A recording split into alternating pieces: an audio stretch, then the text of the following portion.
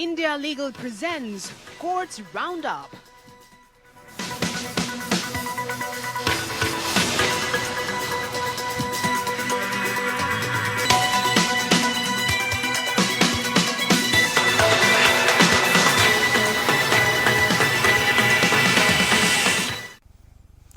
नमस्कार, आप देख रहे हैं हमारी खास पेशकश कोर्ट्स राउंडअप। मैं हूं आपके साथ अक्षय सिंह। इस बुलेटिन में अगले आधे घंटे हम आपको कोर्ट से जुड़ी तमाम छोटी बड़ी खबरों से रूबरू करवाएंगे। कोर्ट की कार्रवाई और सुप्रीम कोर्ट से लेकर हाई कोर्ट और लोअर कोर्ट्स तक के फैसलों को आपके सामने रखेंगे। लेकिन आगे बढ़ने से पहले एक नजर अभी तक की हेडलाइंस पर। सुप्रीम कोर्ट ने कहा, टीवी चैनलों का सेल्फ रेगुलेशन रहा है अप्रभावी। सेल्फ रेगुलेशन मजबूत करने की दिशा निर्देश होंगे जारी। 1 लाख के जुर्माने का कोई असर नहीं। अडानी हिंडनबर्ग जांच के लिए सुप्रीम कोर्ट से सेबी ने मांगा 15 दिन का अतिरिक्त समय। सेबी ने कहा, अंतरिम रिपोर्ट तैयार की गई लेकिन चाहिए और समय।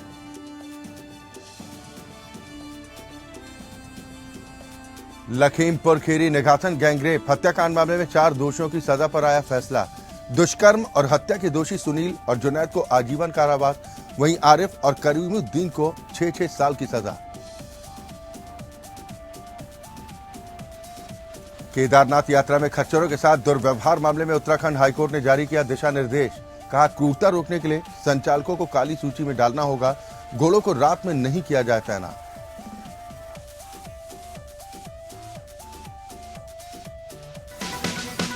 India Legal presents Courts Roundup.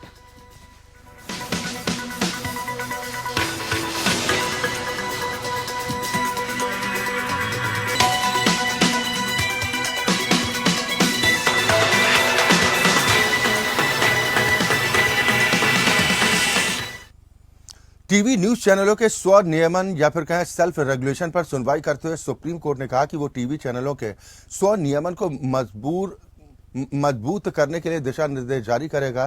Court ने कहा कि 1 लाख रुपए का जुर्माना अप्रभावी रहा है। प्रधान न्यायाधीश डीवाई चंद्रचूड़ और न्यायमूर्ति पीएस नरसिम्हा और न्यायमूर्ति मनोज मिश्रा की पीठ ने कहा कि जब तक नियमों को सख्त नहीं बनाया जाता तब तक टीवी चैनलों पर इसका पालन करने की कोई बाध्यता नहीं।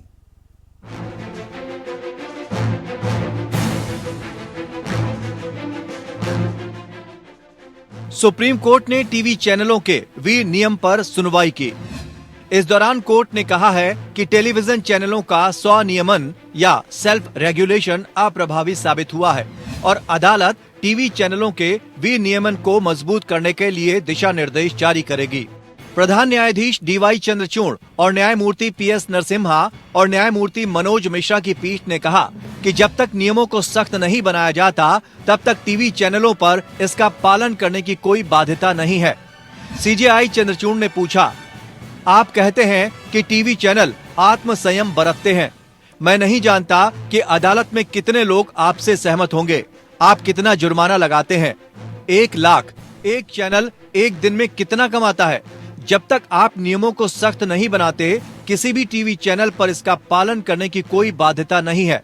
किसी भी उल्लंघन के लिए अगर 1 लाख का जुर्माना है तो उन्हें कौन रोकता है? पीठ ने तब कहा कि वो ढांचे को मजबूत करने का प्रस्ताव कर रही है। कोर्ट ने टिप्पणी की, हम ढांचे को मजबूत करेंगे। हमने अप लिंकिंग और डाउन लिंकिंग दिशा निर्देश देखे हैं। हम बॉम्बे हाई कोर्ट के फैसले में बदलाव करेंगे, लेकिन अब हम नियमों को मजबूत करेंगे। इसलिए न्यायालय ने एनबीए दिशा निर्देशों के उल्लंघन के लिए समाचार चैनलों पर लगाए गए 1 लाख के वर्तमान जुर्माने पर सुझाव मांगे। पीठ ने अपने आदेश में आगे कहा, इस न्यायालय को इस बात पर विचार करना होगा कि क्या स्वनियामक तंत्र तैयार करने के लिए उठाए गए कदमों को ढांचे के संबंध में मजबूत करने की आवश्यकता है। कोर्ट ने न्यूज ब्रॉडकास्टर्स एसोसिएशन की ओर से पेश वरिष्ठ वकील अरविंद दातार को टीवी चैनलों के स्वनियमन पर जस्टिस AK सीकरी और RV रविचंद्रन से सुझाव मांगने का भी निर्देश दिया।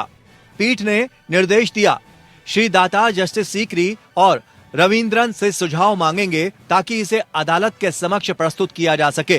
केंद्र को इसका जवाब दाखिल करना होगा। न्यायालय बॉम्बे उच्च न्यायालय के फैसले के खिलाफ एनबीए द्वारा दायर एक अपील पर सुनवाई कर रहा था, जिसमें टीवी चैनलों के स्वनियमन में कमी के बारे में प्रतिकूल टिप्पणियां शामिल थीं। दातार ने कहा कि टीवी चैनलों को स्वविनियमित होना होगा और इस पर कोई नियंत्रण नहीं होना चाहिए। हालांकि न्यायालय ने कहा कि स्वनियमन का निवारक प्रभाव भी होना चाहिए। अधिवक्ता अमित पै ने स्वनियमन की एक और कमी बताई। उन्होंने कहा, इससे पहले एक टीवी चैनल का उदाहरण है। जब एनबीए ने 1 लाख रुपए का जुर्माना लगाया तो उन्होंने एसोसिएशन की सदस्यता छोड़ दी और दूसरे में शामिल हो गए।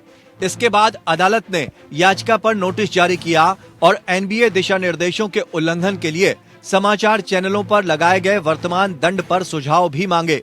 स्वनियमन के संबंध में न्यायालय ने कहा कि इसे मजबूत करने की आवश्यकता है और न्यायालय इसकी भी जांच करेगा। Bureau report. उधर सेबी ने सुप्रीम कोर्ट में एक आवेदन दायर कर अडानी समूह की कंपनियों के खिलाफ अमेरिका स्थित short seller firm Hindenburg research की ओर से लगाए गए आरोपों की जांच पूरी करने के लिए 15 दिन और मांगे हैं। सुप्रीम कोर्ट की ओर से तय की गई समय सीमा आज यानी कि 14 अगस्त को खत्म हो रही है। आवेदन में सेबी ने अदालत को बताया कि उसने काफी प्रगति की है। सेबी ने बताया कि एक मामले में उपलब्ध सामग्रियों के आधार पर एक अंतरिम रिपोर्ट तैयार की गई है और उसने विदेशी न्याय क्षेत्रों आदि एजेंसियों और नियामकों से जानकारी भी मांगी। ऐसी जानकारी प्राप्त होने पर उक्त मामले में आगे की कार्रवाई यदि कोई हो निर्धारित करने के लिए वो इसका मूल्यांकन करेंगे। रिपोर्ट सक्षम अधिकारियों की मंजूरी की प्रतीक्षा कर रही है। बाकी 2 मामलों में एक मामले में जांच अंतिम चरण में है जबकि दूसरे मामले में अंतरिम रिपोर्ट तैयार की जा रही है। अदालत ने पहले स्टॉक मूल्य के हेरफेर के बारे में अडानी समूह की कंपनियों के खिलाफ आरोपी की जांच पूरी करने के लिए सेबी के लिए समय 14 अगस्त 2023 तक बढ़ा दिया था। पीठ ने 17 मई को सेबी की ओर से दायर एक आवेदन पर विस्तार आदेश पारित किया था जिसमें जांच पूरी करने के लिए 6 महीने का अतिरिक्त समय मांगा गया था।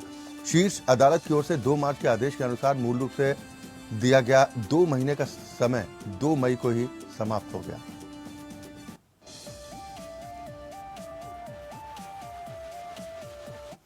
सुप्रीम कोर्ट ने भारतीय कम्युनिस्ट पार्टी यानी कि मार्क्सवादी के नेताओं बृंदा करात और के.एम. तिवारी की ओर से दायर याचिका पर सुनवाई स्थगित कर दी, जिसमें जनवरी 2020 में चुनावी रैलियों के दौरान भारतीय जनता पार्टी के नेताओं अनुराग ठाकुर और परवेश वर्मा के खिलाफ कथित हेट स्पीच के लिए एफआईआर दर्ज करने की मांग की गई। जस्टिस अभय एस ओका और जस्टिस संजय करोल की खंडपीठ करात और तिवारी की उस याचिका पर सुनवाई करने वाली थी जिसमें दिल्ली हाईकोर्ट ने उस ट्रायल कोर्ट के आदेश को रद्द करने से इनकार किया था। रद्द करने के बाद बीजेपी के दोनों नेताओं के खिलाफ एफआईआर दर्ज करने की उनकी याचिका खारिज कर दी थी। हालांकि सुप्रीम कोर्ट के खंडपीठ को वकील के कहने पर सुनवाई स्थगित करनी पड़ी, जिन्होंने स्थगन की मांग करते हुए पत्र प्रसारित किया।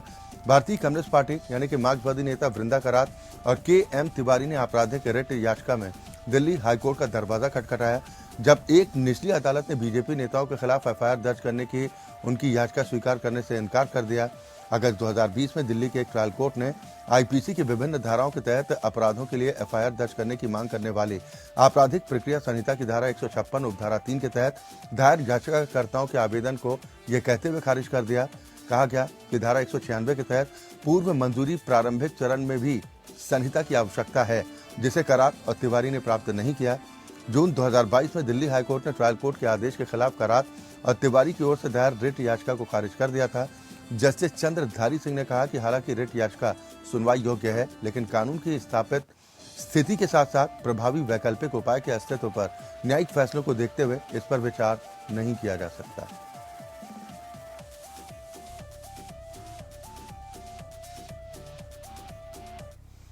लखीमपुर खीरी के निघासन कांड के चारों दोषियों की सजा पर फैसला आ चुका है। अदालत ने सामूहिक दुष्कर्म और हत्या के दोषी छोटू उर्फ सुनील और जुनैद को आजीवन कारावास की सजा का ऐलान किया।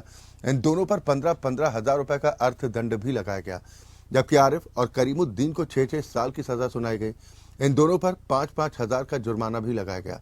निघासन थाना इलाके में अनुसूचित जाति की 2 सगी बहनों से दुष्कर्म और हत्या के मामले में एडीजे पॉक्सो कोर्ट की अदालत ने 10 महीने 27 दिन तक चली सुनवाई के बाद छोटू और सुनील, जुनैद, आरिफ और करीमुद्दीन को दोषी पाया। इस प्रक्रिया के दौरान परिजन समेत 15 लोगों की गवाही हुई, 24 दस्तावेजी साक्ष्य सौंपे गए, साथ ही 40 वस्तुजनित साक्ष्य सौंपे गए।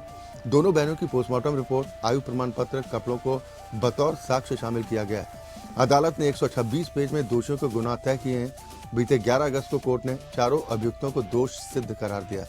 अदालत ने दोषियों की सजा पर सुनवाई के लिए 14 अगस्त यानी कि आज की तारीख नियत की थी। सोमवार को अदालत ने चारों दोषियों को सजा सुनाई। छोटू उर्फ सुनील और जुनैद दोनों दुष्कर्म और हत्या के दोषी पाए गए, जबकि आरिफ और करीमुद्दीन शव को लटकाने में सहयोग करने के दोषी हैं। इसके आधार पर चारों दोषियों को सजा सुनाई गई।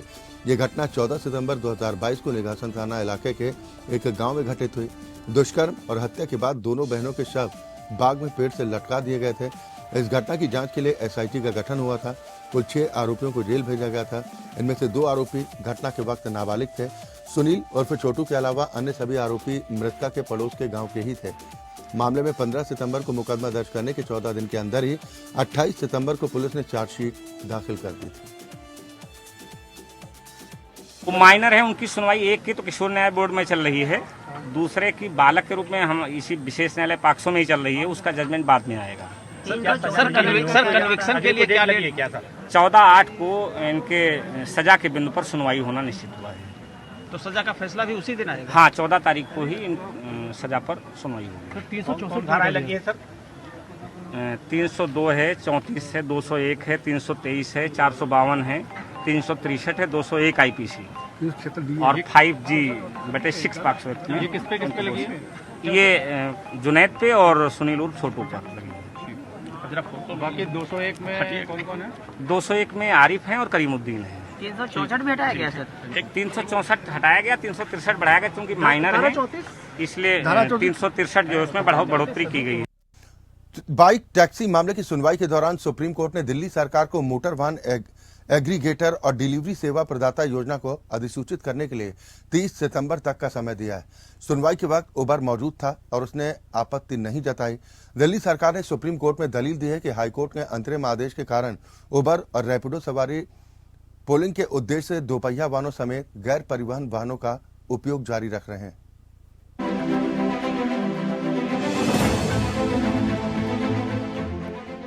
सुप्रीम कोर्ट ने दोपहिया एग्रीगेटर्स या बाइक टैक्सी के विनियमन के लिए दिल्ली मोटर वाहन एग्रीगेटर और डिलीवरी सेवा प्रदाता योजना 2023 को अंतिम रूप देने के लिए दिल्ली सरकार को दिए गए समय को 30 सितंबर तक बढ़ाया है।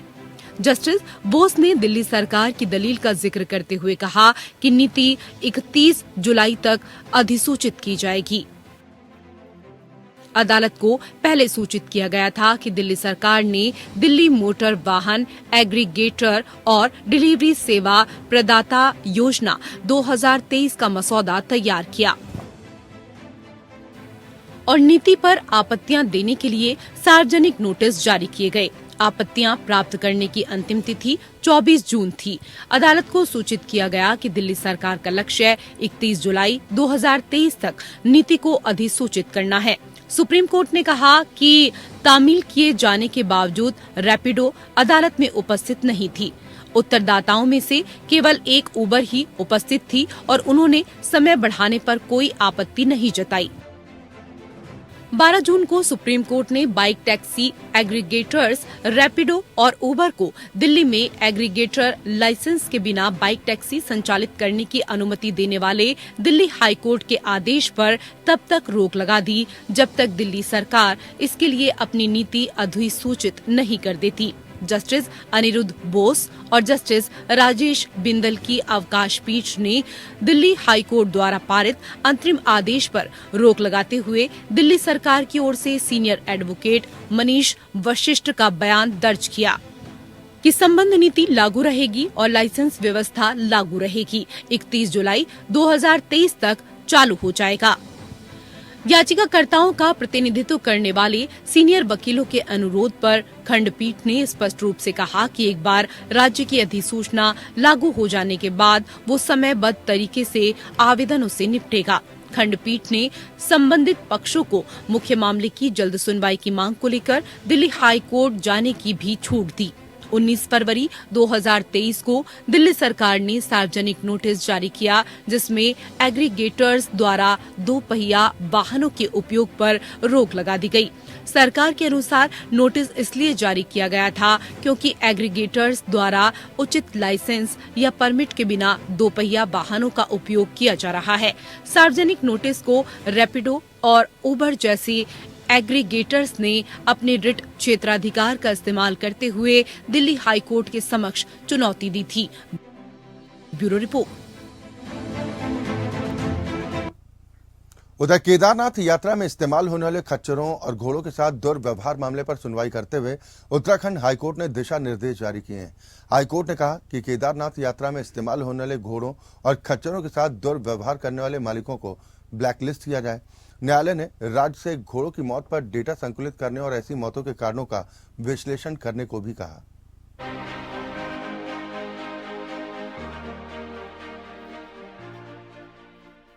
उत्तराखंड उच्च न्यायालय ने केदारनाथ यात्रा के दौरान उपयोग किए जाने वाले खच्चरों, घोड़ों आदि के स्वास्थ्य और कल्याण को सुनिश्चित करने के लिए कई निर्देश जारी किए हैं। अन्य निर्देशों के अलावा मुख्य न्यायाधीश विपिन सिंघी और न्यायमूर्ति राकेश थपलियाल की पीठ ने राज्य को उन संचालकों और मालिकों को काली सूची में डालने के लिए योजनाएं और नियम बनाने का निर्देश दिया जो अपने घोड़ों के प्रति क्रूर या दुर्व्यवहार करते पाए जाते हैं। न्यायालय ने कहा कि ऐसे संचालकों पर केवल जुर्माना लगाना पर्याप्त नहीं है। इसमें कहा गया है कि ऐसी क्रूरता को रोकने का एकमात्र प्रभावी तरीका उन संचालकों या मालिकों को काली सूची में डालना है जो अपने घोड़ों के साथ क्रूरता और दुर्व्यवहार करते पाए जाते हैं।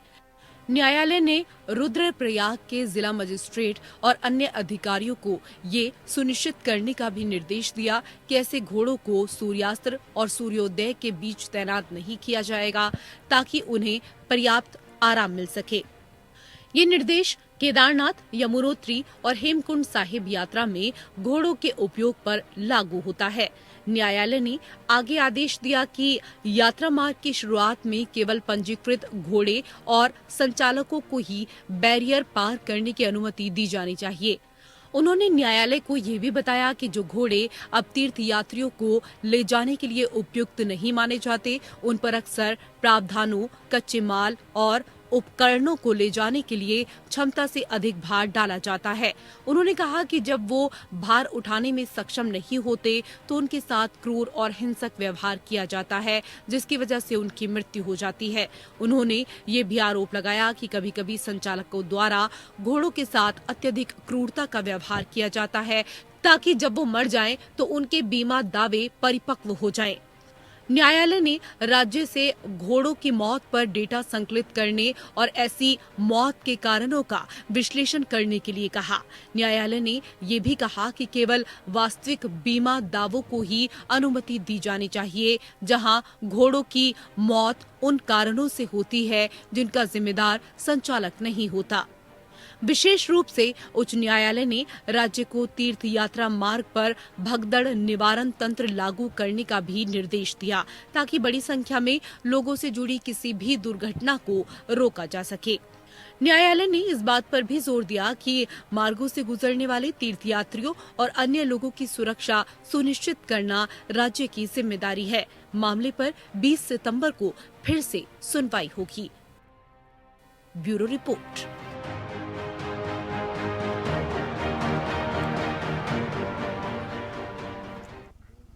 मध्य प्रदेश हाईकोर्ट ने ओबीसी के लिए 27% आरक्षण से जुड़ी आगे की नियुक्तियों पर रोक लगा दी है जो 50% आरक्षण सीमा से अधिक है। ये निर्णय यूथ फॉर इक्वालिटी संगठन की ओर से दायर एक जनहित याचिका के बाद आया जिसमें संविधान के उल्लंघन और शीर्ष अदालत की ओर से निर्धारित कानूनी मिसालों से संबंधित एक महत्वपूर्ण चिंता पर प्रकाश डाला गया। यह आदेश जस्टिस शील नागू और जस्टिस अमरनाथ की खंडपीठ ने पारित किया है। यह मामला मध्य प्रदेश सरकार के जेडी द्वारा जारी करने से संबंधित है जिसमें निर्देशित किया गया है कि राज्य या उससे संबद्ध निकायों की ओर से शुरू की गई चल रही भर्ती प्रक्रियाएं आरक्षण को 50% तक सीमित करने वाले किसी भी अंतरिम न्यायिक आदेश से बाधित नहीं है, आगे बढ़ सकती हैं और ओबीसी श्रेणी में 27% का बढ़ा हुआ आरक्षण लागू करते हुए समाप्त हो सकती है। इस कार्रवाई का इस आधार पर विरोध किया गया कि यह संविधान के अनुच्छेद 141 के तहत शीर्ष न्यायालय के विभिन्न निर्णयों द्वारा स्थापित 50% आरक्षण सीमा से अधिक है। कार्यवाही के दौरान याचिकाकर्ता का प्रतिनिधित्व करने वाले वकील ने अंतरिम राहत की मांग की और शीर्ष अदालत और हाईकोर्ट दोनों के कई फैसलों का हवाला दिया। इंदिरा साहनी और डॉक्टर जयश्री लक्ष्मण राव पाटिल के मामलों में सुप्रीम कोर्ट के फैसले पर भरोसा करते हुए न्यायालय ने इस बात पर जोर दिया कि आरक्षण की अधिकतम सीमा 50% से अधिक नहीं होनी चाहिए। इसके बाद कोर्ट ने कहा कि याचिकाकर्ता ने अंतरिम राहत के लिए मामला बनाया है, अंतरिम राहत के रूप में निर्देशित किया जाता है। सरकारी कार्यकारी निर्देशों का संचालन और प्रभाव सुनवाई की अगली तारीख तक स्थगित रहेगा।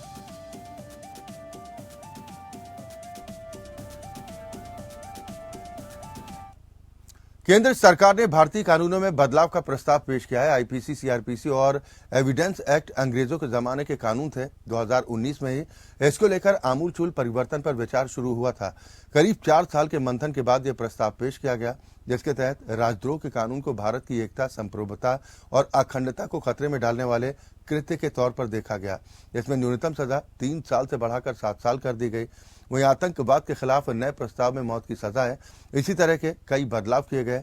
इंडिया लीगल के वेब रिपोर्टर इस पर आपको ज्यादा जानकारी देंगे।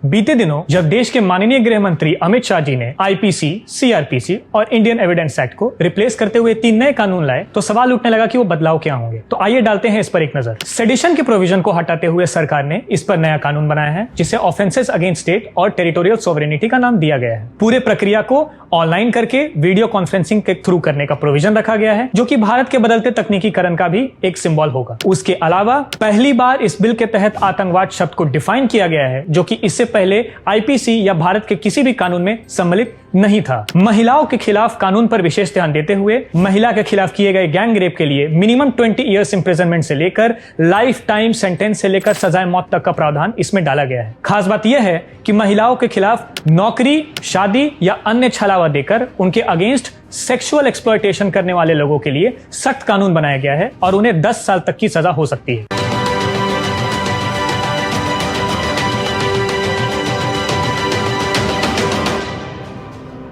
और इसी के साथ हमारी खास पेशकश में अभी के लिए बस इतना ही, लेकिन एपीएन न्यूज में खबरों का सिलसिला लगातार जारी। India Legal presents Courts Roundup.